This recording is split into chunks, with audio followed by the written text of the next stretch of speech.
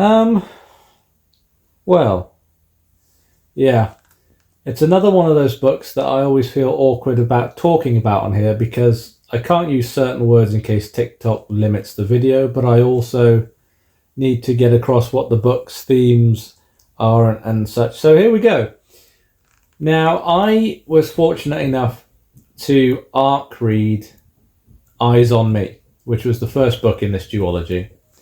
And it was so unhinged that I was convinced that the author was secretly a Bond villain because only a villain could write a villain that well, in my opinion.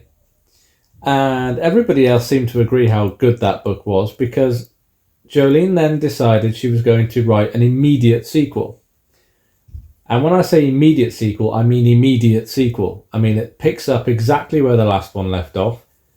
It came out very quickly behind the first one, or it's coming out. I don't know if it's actually out, but it will be out very soon. And she asked if we would like to read this one. And of course I jumped at the chance, as did my wife. And yeah, if you thought the first one was unhinged, you ain't read nothing yet. And as Jolene is very keen to point out, this is not a romance, no matter how much Rachel tries to convince you that it is. In simple terms, the stalker of the stalker finally gets to be stalked.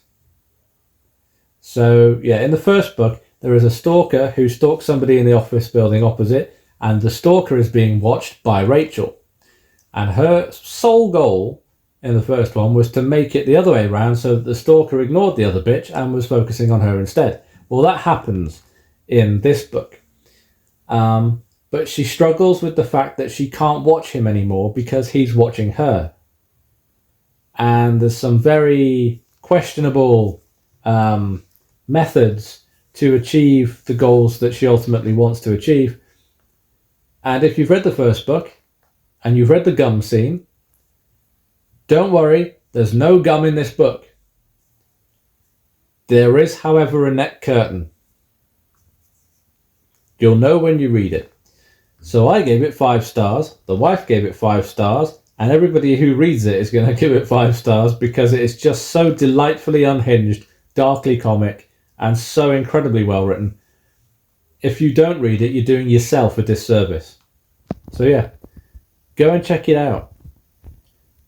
It's a book that everybody and their stalker needs to read.